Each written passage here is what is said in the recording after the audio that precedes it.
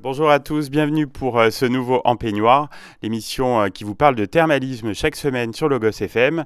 Le thermalisme justement va être à l'honneur tout le week-end à la foire de Clermont-Cournon dans un espace intitulé Destination Bien-être.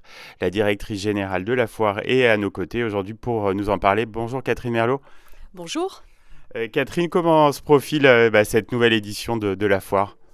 Cette nouvelle édition se profile plutôt bien, voire très bien. Je ne vous cache pas que toute l'équipe a vraiment hâte, puisque après avoir malheureusement dû annuler l'an dernier, on est très très impatient de faire découvrir cette nouvelle édition avec en plus des nouveautés. Alors bien évidemment le salon Destination Bien-être sur lequel nous allons revenir, mais aussi on va être la foire exposition va être le premier événement qui va utiliser la nouvelle extension, le nouveau hall, alors intitulé Hall 2, tout nouveau, tout beau. Donc ça contribue un petit peu à notre impatience. Et puis là, tant les visiteurs que les exposants vont pouvoir apprécier, alors d'une part, l'architecture de ce hall, et puis aussi tout le confort qu'il en résulte. Alors, il y a bien d'autres encore nouveautés. On est également très impatient de présenter cette exposition Venise. C'est l'Italie qui est mise à l'honneur. Alors, cette expo qui reprend toutes les places emblématiques, les lieux emblématiques de Venise, et puis surtout qui va être complétée par un marché de producteurs italiens. Donc il va y avoir une quinzaine de producteurs vraiment en direct d'Italie, alors beaucoup de produits alimentaires. Et puis pour bien terminer cette découverte de l'Italie, il va y avoir une trattoria, restaurant italien. Donc je pense que dans cette période actuelle, de pouvoir voyager proche de chez soi, d'avoir ce dépaysement, c'est ce que va pouvoir offrir la foire exposition. Oui, je pense que ça va faire du bien à tous les visiteurs. Alors Catherine, quelles sont vos priorités sur cette nouvelle édition? J'ai vu que vous parliez de contribuer à la relance économique auvergnate. Exactement, puisqu'il faut bien voir que toute la filière de l'événementiel, tout ce qu'on appelle l'écosystème événementiel sur le territoire, alors le territoire départemental et régional a été à l'arrêt depuis plus de 18 mois. Grosso modo, après le sommet de l'élevage de octobre 2019, il n'y a plus d'événements au parc des expositions. Alors derrière, on s'en rend pas forcément compte quand on vient en tant que visiteur, mais il y a toute une chaîne qui travaille d'entreprises locales, j'insiste, donc, tous ces gens-là ont été à l'arrêt, que ce soit pour assurer les prestations électriques, les prestations de montage de stands, que les prestations de contrôle d'accès, de sécurité, les prestations de signalétique. Il y a énormément d'entreprises qui interviennent à un moment ou à un autre sur un événement comme la foire exposition. Il y a bien évidemment aussi les exposants qui n'ont pas eu de rendez-vous puisqu'il y a eu une série d'annulations d'événements grand public commerciaux. Donc là aussi, pour un certain nombre, c'est important. C'est important parce qu'on a connu les périodes de confinement avec une fermeture des entreprises, une fermeture des magasins. Donc on est dans une véritable logique de relance. On va être le premier événement grand public commercial à repartir sur la région. Donc c'est vraiment... on parle beaucoup des secteurs qui ont souffert, restauration, tourisme, mais l'événementiel a particulièrement souffert. Donc c'est vraiment un signal fort, cette ouverture de la foire exposition, là, samedi 11 septembre, 9 jours de manifestation, c'est un vrai signal. Oui, c'est très attendu. Alors quels seront les principaux temps forts? Je crois que vous avez prévu des choses assez sympathiques pendant toute la durée de la foire. Oui, alors déjà, ce sont 350 exposants et un grand merci à eux parce que c'est pas évident de se projeter puisque une foire se commercialise des mois en amont, donc il fallait pouvoir se projeter. Donc c'est une multitude de secteurs d'activité, ça va aussi bien de l'ameublement, décoration, aménagement extérieur, les aménagements intérieurs, tout ce qui concerne l'habitat au sens large, mais aussi une offre automobile, aussi bien en neuf qu'en occasion, en hybride, en électrique, en thermique, camping-car, caravaning, les offres aussi, tout ce qui est produits gastronomiques, avec la place aussi au local, avec Agri-Local qui sera là avec des producteurs. Après, les sites remarquables du goût aussi, qui vont être présents avec des produits emblématiques et des sites emblématiques. Donc la foire, c'est un tout. C'est vraiment une grande vitrine. Et puis, c'est aussi un moment de découverte, de distraction, de convivialité. Alors, on l'a évoqué avec l'exposition Venise, mais ce sont des animation. Alors, toujours un gros focus sur les enfants. On remet en place un gros village des enfants. C'est une multitude d'activités, alors aussi bien sportives, ludiques, pédagogiques pour les 6-12 ans. À noter que, et là, c'est vraiment quand on dit il y a des signaux, les scolaires en visite scolaire, on en a plus de 700 inscrits pour venir sur C'est la top, foire. ouais. Ouais, c'est top, ça nous a fait très plaisir parce que là aussi, toutes les sorties avaient été arrêtées. Donc, c'est bien de retrouver des enfants des écoles élémentaires, des collégiens. Donc, la partie animation très développée pour les enfants.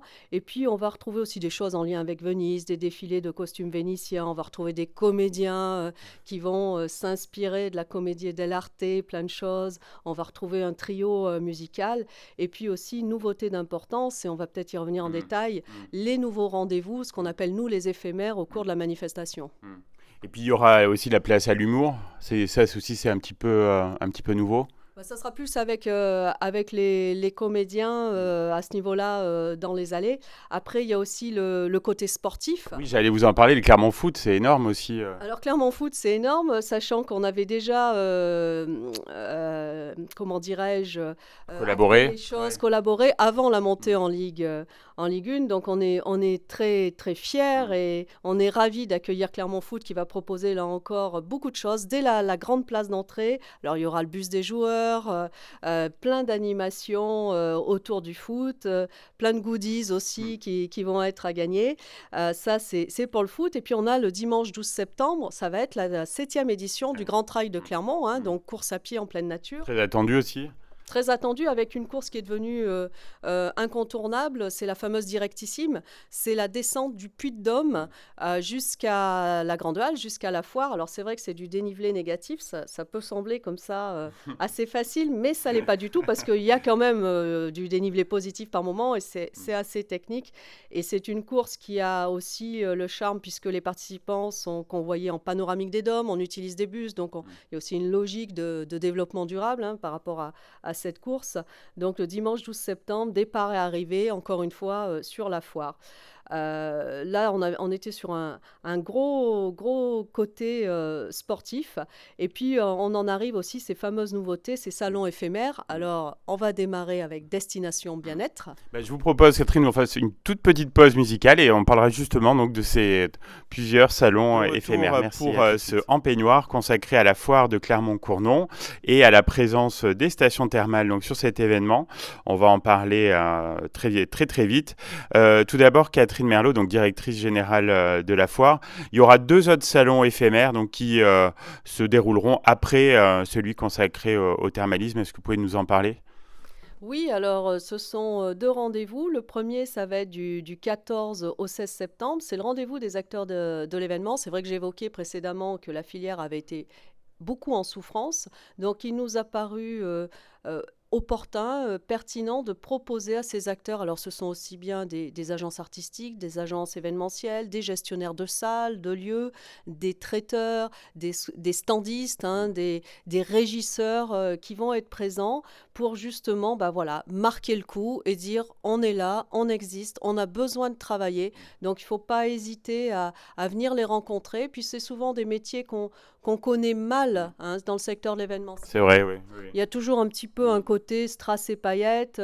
Je vois, quand on monte un événement, vous avez de la chance, vous travaillez que 9 ou 10 jours. Non, il y a tout un travail et il y a toute une série de métiers liés à l'événement. Donc ça va être aussi l'occasion de découvrir ces métiers parce qu'il va y avoir un forum. On va pouvoir découvrir ce qu'est un chef de projet événementiel. Et puis sur des métiers plus techniques aussi. Donc c'est important. Je crois que le public, les plus jeunes qui sont des fois en recherche d'orientation, il ne faut pas hésiter à venir solliciter ces professionnels, à les interroger pour savoir qu'est-ce qu'ils font exactement dans cette filière de l'événementiel. Alors, 3 jours de salon avec ces acteurs de l'événement. Et puis là aussi, une nouveauté, une création à laquelle on tenait beaucoup. On a été très frustrés de ne pas pouvoir la présenter l'an prochain parce qu'on avait bien travaillé. Alors, c'est Fête des Gosses. Alors, Fête des Gosses, on a joué sur l'orthographe puisque aussi bien l'injonction Fête des Gosses que la fête des enfants, la fête des gosses. Et là aussi, toujours la même chose. Donc, c'est un salon qui est dédié à la parentalité, à l'enfance et on va trouver une multitude multitude d'acteurs. Alors, aussi bien tout ce qui concerne la périculture, avec des acteurs qui présentent des produits tout à fait particuliers dans ce domaine de l'enfance, que l'approche de la parentalité. Et puis tout ça va être animé, là encore, un forum avec des ateliers, des mini-conférences, des ateliers, des showcases aussi. On va avoir Laure des Petits Farfelus, ça va être en musique pendant les 3 jours.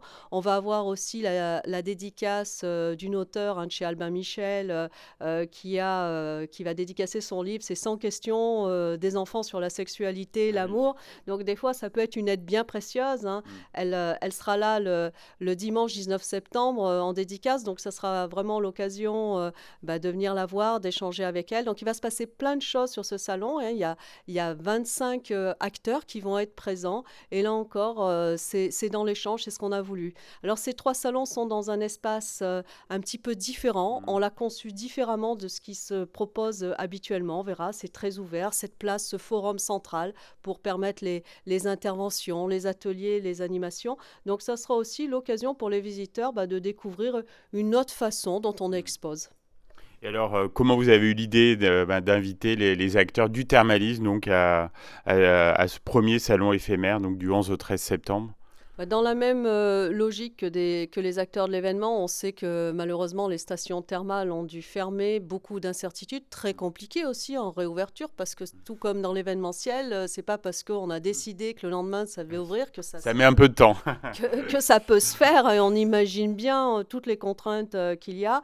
Et puis c'est une vraie richesse pour notre région, le thermalisme. Et puis c'est aussi, il y a toute une évolution. Je crois que vous proposez des offres pour nous, clientèle de proximité, qui sont vraiment intéressantes. Je pense sincèrement, après une foire exposition, j'irais peut-être bien me poser, récupérer dans une des stations. On vous attend, Catherine.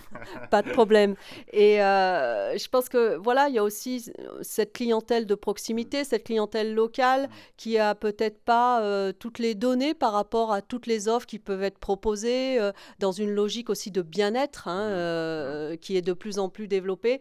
Donc on trouvait que sur la foire exposition et dans cette foire de la relance, vous étiez des acteurs, le thermalisme était un acteur incontournable. Et donc ça sera la même configuration que pour les autres, donc avec des stands, des ateliers, des conférences. Voilà, des ateliers, des conférences, il va se passer plein de choses, peut-être des massages aussi. Ah, peut-être.